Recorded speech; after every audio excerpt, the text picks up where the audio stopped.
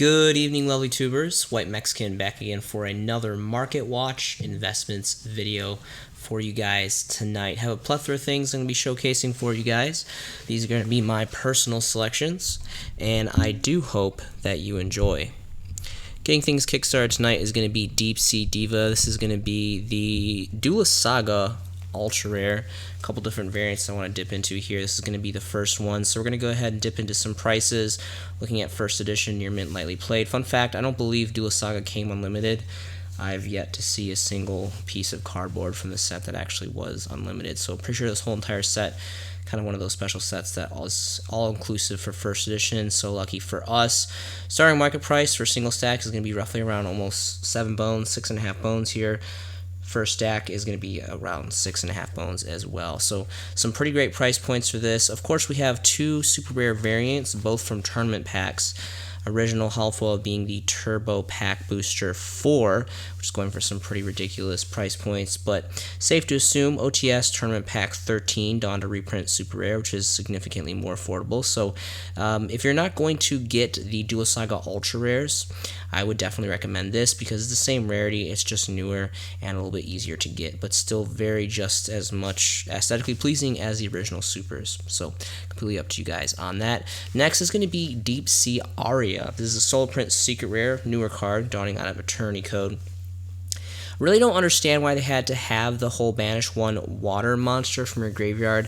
Really wish that they will believe that they should have made this more like Rhoda, Reinforcements of the Army, where it was just pull a level 4 out of your deck. So kind of silly on that, but all around pretty cool artwork. It's cool that it's a secret rare. Again, it is a newer card, so it makes sense that it's still a solo print. Looking at market price here, it's going to be roughly around 8 bones for near mint first edition. That's going to be for single stacks, and the first stack is going to be a little over, about a quarter over 8 bones for near mint first editions. Plenty of pages availability for this. So I don't know how I feel about this card, honestly. I really think that they shouldn't have had that first limitation, but you know, it's not too horrible. Next is going to be Salvage. So this is the brand new ultra rare holofoils from Ghosts from the Past. These are insanely cheap. Now, I know this sounds sacrilegious talking about giving credibility to ultra rares, but this does look very, very nice. I will admit the majority of the stuff Ghosts from the Past, Konami did very, very well. They printed very, very good quantities of it, quality of it, and it looks really, really nice. And alternatively, the only holofoils that we had to this was the Legendary Collections Super Rares, which I'm going to go over shortly, which are also just as nice. These are just so insanely affordable right now. I mean, like, they're a quarter bone. We're talking about first edition near mint. So I'm going to quickly switch over to 3 stacks, see what the availability is, and there's about a bone. 14 stack here from Core TCG, near mint first edition, a bone across the board. Incredible price points on this. Of course, like I said before, there are the super rares from Legendary Collection 3 Yugi's World, which are going to be honestly better in my opinion. Again, Legendary Collection stamp holds some huge collectability value, and this is just one of my all-time favorite sets of all time, and just great collectability value behind this. Very, very old as well. So I'm just going to go ahead and reset my settings here. It's kind of, I like the new layout of TCGP, but I hate how they reset the settings. You can't like bar your settings, you have to reset everything. That's kind of cumbersome fun, but anyway, so about 3 bones for single stacks for lightly played first edition, and then roughly again, so around 3 bones for near mints. And the first stacks are not going to be until, let's see here, there's 6 pages of availability, and the first stacks are going to be around 3 bones for near mint first edition. So interesting enough. So completely up to you. Personally, I'd much rather have these, and I have several copies of these just because I've been like picking up on these for so long. But the ultra rares again are like only a quarter, so significantly more affordable and easier in bulk to buy. So completely up to you guys. Either variants are really, really great. This is an amazing, amazing recycle card. I think it's highly undervalued, and I definitely recommend you guys bulk up on that card specifically. Next is going to be Moray of Greed. This is going to be the only hollow foil version that we have as a super rare, dawning on an Astral Pack 1. Really great artwork on this. I'm a huge Atlantean Mermail fan. I love water decks in general. A lot of people like to play Totally Awesome and Frogs, or just Paleozoic Frogs, and you know, pretty much everything. For the most of the meta stuff is solely based around Totally Awesome because it's just a good rip card. But there is other different variants that you can play in general, and they're just water stuff is just really cool. I just think it has like some of the best artwork and some of the coolest effects. And again, Atlantean Mermail is like safe to assume one of the bigger fanboy favorite fodder decks. Really cool stuff on that. And this is an ideal 3 of. I don't really know much of anyone who doesn't play 3 of these. Personally, I run a stack of these in my build, so it's really great. And starting market price is going to be around 9 bones for a single stack for lightly played. Near min is going to be roughly around 10-ish, 10 bones here, and there's no stacks here on the first page, so I'm going to go ahead and switch my settings over, see if we can find some stack availabilities. Jumps up to around 13 bones, the first stack of 3 for lightly played, and the same price point for near mint, so pretty incredible price point on that. I think this would look really great as a secret rare. Definitely hoping for a secret reprint on that. Next is going to be a Sacred Sword of the 7 Stars. So this first rose to prominence, I believe, in Dragon Ruler format. They're level 7s, and this was used for great draw power. I personally use this in, again, the infamous Atlantean Mermail. They have, I think, 4 or 3 different variants of level 7 monsters that you can dig through your deck really quickly. And this is actually going to be the original super rare print out of Lord Tachyon Galaxy. This is relatively affordable. There's 2 stacks here, lightly played first edition, starting for roughly around 3 bones. And the first stack here, it jumps all the way up, significantly increases in price to about almost 9 bones, a phantom under 9 bones for the first 3 stack for lightly played first edition. There is a mirrored super rare print that from the 2014 Megatons, so that ideally is going to be more affordable. Really doesn't matter. White Mexican Theory, like if you can buy like at least about double of the Megaton reprints, and it's mirrored rarity, mirrored editions. So we're talking about first edition super rares. I highly recommend that you guys invest in the Megaton reprints. I believe 2018 was the last Megatons that actually donned like actual like mirrored rarities from the core booster sets. So kind of I don't know, kind of mixed feelings on Konami changing that. It's kind of, you know, brings different aspects to the game, which is pretty cool. Plus, they brought Prismatic Secret Rare, which I'm really happy about that. But anyway, so going for the reprint versions here, we're just going to go ahead and switch over our settings once again because everything wipes the slate clean apparently now on this platform. And we're going to be looking at, of course, the first editions, and these are like 2 bones pretty much all across the board. Even the first stack here for lightly played first edition is 2 bones. So ideally this is significantly more affordable. I highly recommend you guys go for this because, again, same rarity, same edition. Moving on, going all the way back to Generation 1, very nostalgic Dual Monsters era Yu-Gi-Oh! Sanctuary in the Sky from Ancient Sanctuary. Very old, only holo version, highest rarity, oldest rarity of this that we have as well. And this is going for some incredible price points. Starting market price, exclusively only looking for first edition again because this is very much a collector's card. Generation 1, got to go first edition always with the majority of stuff that I cover. And lightly played is going to start at a whopping 30 bones starting market price, which happens to be a 3 stack, so that's pretty cool. If you want near mint, it goes all the way up to 42 bones for a 2 stack, so it's pretty incredible and only 1 page of availability. Amazing artwork, amazing card, very old, very nostalgic, and just an all-around blast from the past card. I love it. I love everything about it. Next is going to be the original OG print of Secret Village of the Spellcasters, donning out a very infamous Crossroads of Chaos. This has amazing history merit on itself. This was a set that donned Black Rose Dragon, which is one of the most infamous synchro cards of all time, right up there with Stardust Dragon, and the Duelist Genesis, some of the most predominant. What era was that? Was it 5Ds? I want to say maybe it was 5Ds. I can't really remember. I came in and out of the game state with all the different I guess like shows. They correlate the different formats with the shows to a certain extent. So getting right into this, starting market price, this is going for some pretty incredible price points as well. Starting market price for first edition exclusively, lightly played, is going to be 27 bones, and then the first near mint is going to be 30 bones. Those are all pretty much 1 stacks. There is a fat stack of 6 here, but that goes all the way up to 40 bones a piece for near mint first edition. There also was, of course, 2 other super rare variants. One I want to say was an OTS Pack 8, which looks like it's going for roughly around 3-4 bones, and then there was also the Infinity Chaser super rares. So normally I would say, yeah, definitely go ahead and get the second or third reprinted, same rarities, same editions.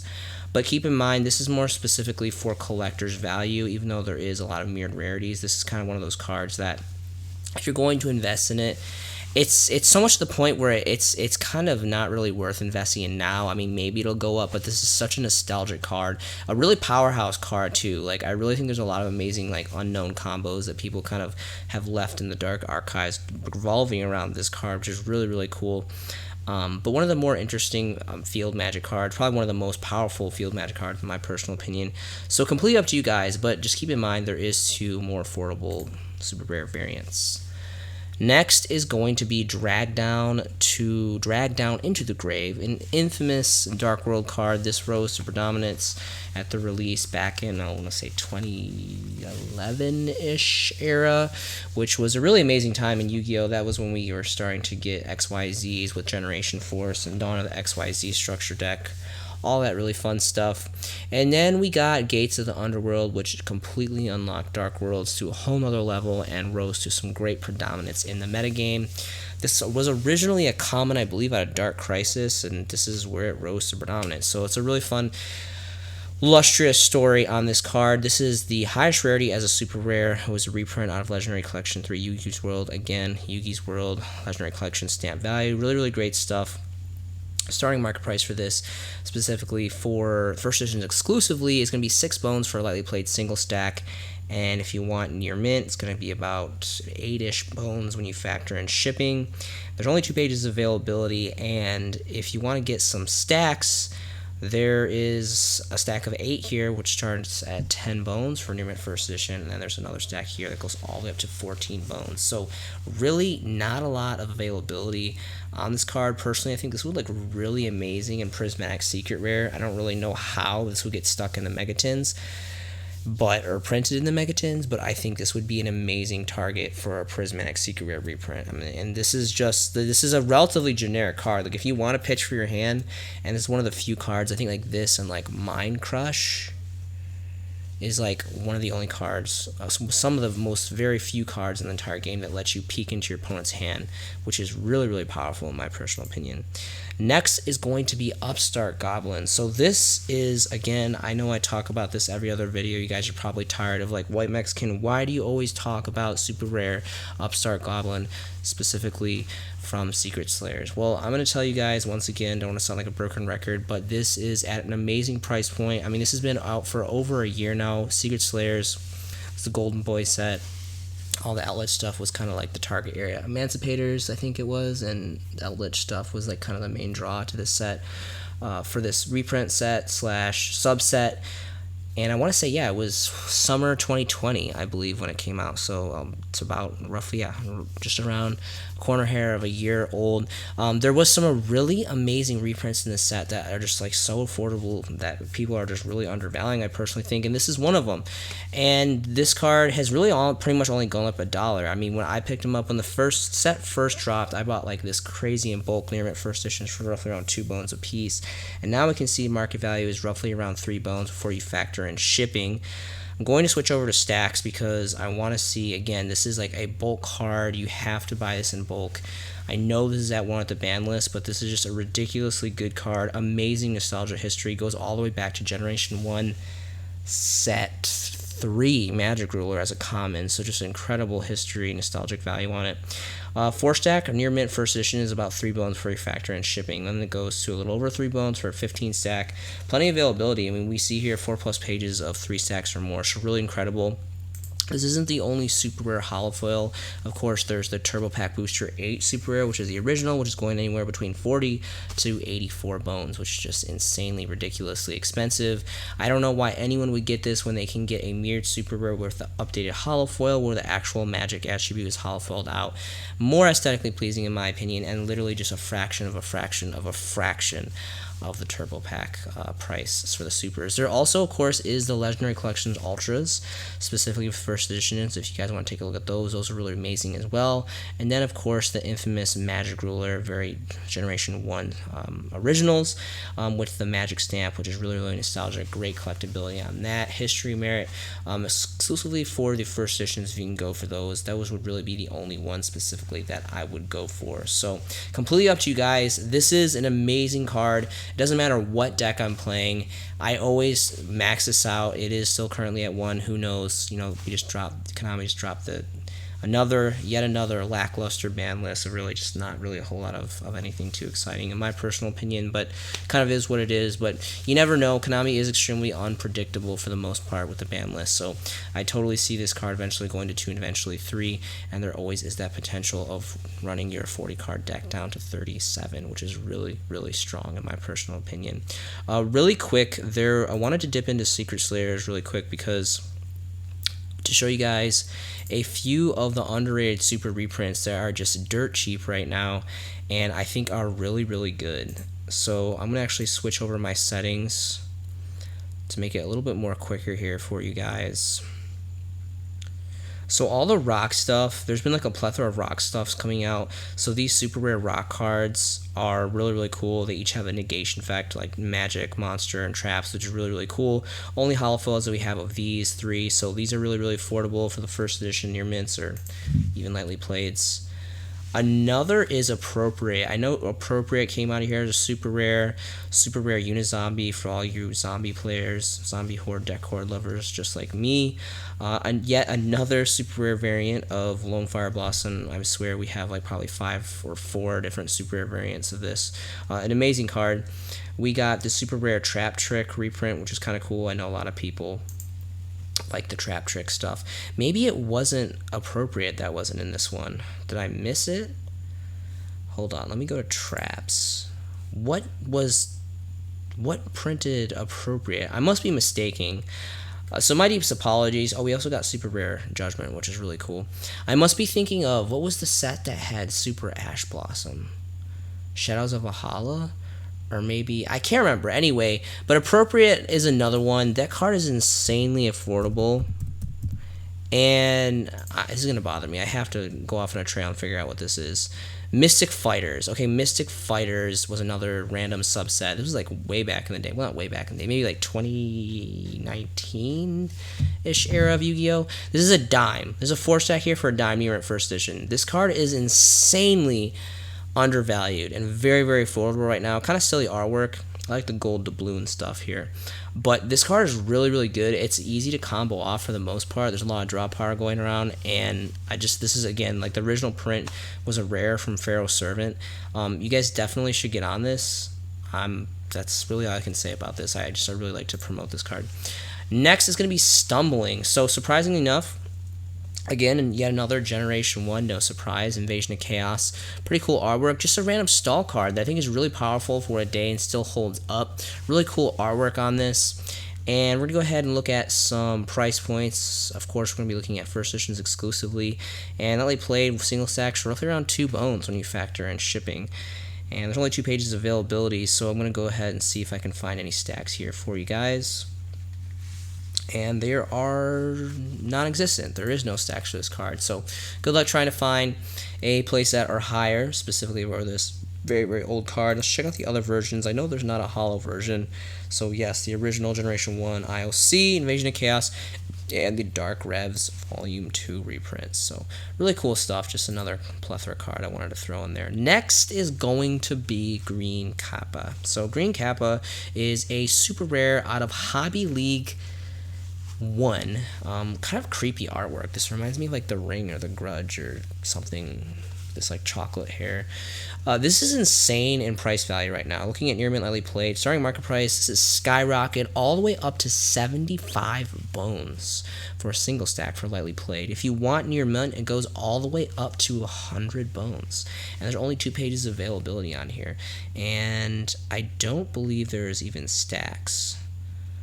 There's not even options to do stacks here. So interesting enough. So random enough, they're Green Kappa for you guys. Next is going to be Injection Fairy Lily. One of the most infamous waifu cards / cutesy anime girls / Generation 1 amazingness. Back in the day, we only got 2 secret rares per core box. This was one, and I'm trying to remember what the other secret rare. Yatagratsu, of course. How could I forget about the infamous Yatagratsu? Was the other merit secret rare to this set. Just an amazing card. Amazing card in general. Amazing artwork, amazing rarity. Generation 1. Huge collectability. Starting market price is going to be roughly around 69, 68. 67, 68, can't do math. Pretty much almost 80 bones. 80 bones for the first edition, lightly played. and then it goes quickly over to about 85. And we're not even at near mints yet. Near mints start at 150 bones, which actually, surprisingly enough, that is pretty still incredible. Actually, I still lightly played. Near mint doesn't start until around 221, which sounds a lot more accurate. This is just going to continue to climb. Only 2 pages of availability on this. There's not really much else to say. One thing I will take note of is the battle packs from Epic Dawn Star foil rares exclusively for the first editions. These have dwindled insanely on the market. I talked about these maybe a month or 2 ago. It's quite a while ago, but these are still really nice. They're like an augmented version of Dual Terminal. You can't really see them at all in this picture. This picture is terrible. It's not doing it justice at all. But these are pretty much cleared off the market. I mean, there's 3 single stacks here. Starting market price is roughly around 7 bones when you factor in shipping. So yeah, the train is taken off on that. That is a really underrated rarity, and obviously the populace has come to take note of it. Alternatively, this is going to kind of surprise you guys, but still very much specifically for the Legendary Collection 4 Joey's World Commons for the first editions exclusively, these are still very much readily available. And I know that they're just disgusting commons. They're not very beautiful, but keep in mind that these are first edition prints, and they are from a very important set, collector set, Legendary Collection set, which holds some great availability. There's still few stacks here for under a bone still before you factor in shipping here. 3 stack, 5 stack here. So it's still relatively attainable, 3+ pages of stacks. And personally, this is really like the only like affordable bulk version that you can get. Again, it's not the best rarity, but this is a very particular set. These are still very much first editions, and it is Injection Fairy Lily. And Injection Fairy Lily is one of the most infamous artwork cards of, I don't even know what to say, but it's Injection Fairy Lily. Like, what else can I say? So I would highly take this into consideration. I might sound like a crazy old fool, but that's just some white Mexican theory for you guys there. Alright, next, continuing on with this rampage of Generation 1, we have Dark Crisis donning the very nostalgic, amazing, secret rare Vampire Lord original print. All around, just an amazing card. It was a powerhouse card back in Generation 1 Yu-Gi-Oh! It's actually a very difficult card to get rid of. And this card has just amazing artwork. Like, this by far is my favorite zombie card for artwork. And again, just a very amazing Generation 1 card, high rarity of secret rare. And let's go ahead and look into some prices here. Of course, we're looking at first editions because it's all for collectability purposes, what I want to focus on. Starting market price for lightly played first edition is roughly around 62 bones for lightly played, and then the first near mint goes all the way up to 152 bones. There's just the stack here for the original lightly played first edition is the only stack. Everything else is under a stack. So some pretty incredible prices. Completely bottoms out at 300. I honestly think we're getting there pretty soon. Honestly, you can see the availability is really not in abundance, and this is just insanely old, and it's just going to continue to get more rare on the market. And all around, just amazing card. I love Vampire Lord. Next is going to be Dual Terminal 1. So if you guys have been watching my content, I am like borderline obsessed with Dual Terminal. Dual Terminal was discontinued several years ago, no longer in print. We have all these different augmented versions of the Shatter foils and the Battle Pack Star foils and all this crazy shenanigans, but nothing beats the OG original amazing quality of Dual Terminal. Very predominant, very, very like thick with hollow foiling, and just very well made. And just the whole idea how like you got these cards through playing like this arcade game was really, really cool. I love the ploy that Konami had on that. So this is not preview. Preview came up before this, which those are like ungodly expensive, so obviously those are having some substantial more value, but this is still very much per se, the first dual terminal being dual terminal 1, and the oldest and most difficult to get to a certain extent. I know some dual terminals were a little bit more produced than others, but so I just wanted to kind of quick do a review of some of the cards that I thought would be of great importance to the market in general. So we're going to go ahead through here and look at some stuff. Worm Apocalypse is pretty cool because it's a generic just destroy a back row. Flip flap level 1 light, and worms in general, all the worms come in here completely DT, which is actually pretty nice. I have a couple sets of that deck in DT. It's one of the more affordable DT decks to pick up, and there is just an abundance of really great stuff. We got Soul Exchange, Negate, Attack, one of my personal favorites, Shared Ride. I love this and the original OG, like Generation 1 Set 2 Metal Raiders, first editions exclusively because they have the magic stamp, which is really cool. This is a very cool version as well. I believe there's a super rare version as well. Surprisingly enough, reinforcements, more specifically for the nostalgia factor, like back in the day when you were playing with like your starter deck Kappa or starter deck Yugi, like way back in like 2002 era of Yu-Gi-Oh! This was actually a really highly sought out and used card. Pretty standard for most builds, and for that factor I think it's also gone down. It used to be like 5-6 bones, and now it's like roughly around I think like a bone or 2 bones or so. So really cool price point on that, just as well as Black Horn of Heaven. There is a restriction that they changed this to only to inherit summon, so be aware of that. There's also secret variants and ultimate rare variants, which are really cool. Dark Magic Attack is pretty cool as well.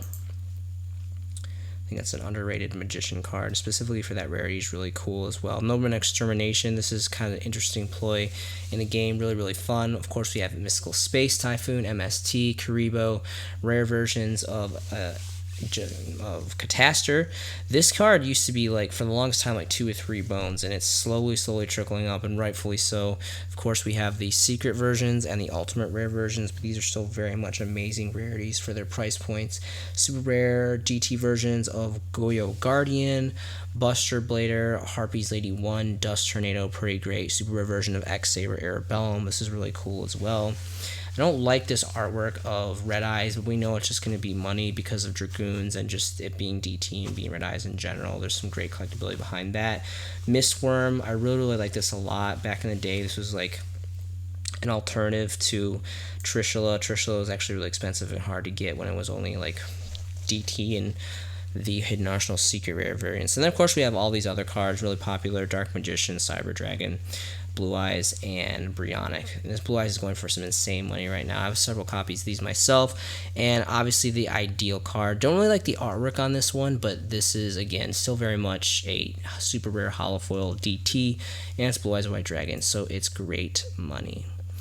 So the last thing I want to talk about with you guys today is Rush Duels. So this is Enchanting Mermaid. This is like the updated artwork version of Rush Duels. So Speed Duels are Rush Duels. Rush Duels is just the OCG Japanese name. And I've never actually really researched or thought about this or really looked into this, but the Rush Duels OCG versions are a lot different than the Speed Duels, and they actually look pretty cool. I really do like the updated artwork. It's just pretty cool. Obviously, this has the OCG non-censorship to it. So, I don't know. I just thought that was really cool. They all have like different foils, like Secret, Rush Secret, and all these crazy things, and there's some actually Rush Duel cards that are actually really expensive. This is the original OG print from volume 2 from like 1999 or 98 or something. Very old. You can see there's no Eye of Anubis here on the bottom right corner because before Konami took over the manufacturing rights in Japan. And also the attack and defense text box is the old school format, and of course you have the uncensored artwork here on the chest for this card. Really great stuff. So all around, just so you know, some OCG goodness that I wanted to share with you guys tonight. So some pretty cool stuff there. Thank you so much for watching this video. Yu-Gi-Oh has been part of my life for quite some bit now. I feel extremely compassionate about this game. I love the brotherhood, the trading, the dueling, the deck building, the creativity. There's so many amazing things that this game brings to the table for anyone who invests the time and the energy into it. It's a really great hobby to have. I think there's a lot of amazing benefits of playing this game and having this as a hobby. It's important to have a hobby. You have to have a hobby in this life. That's a really important factor. It's good for the health. I hope you guys are making some fantastic Yu-Gi-Oh! Investments yourself. This has been a showcasing by The White Mexican, and I will see you in the next video.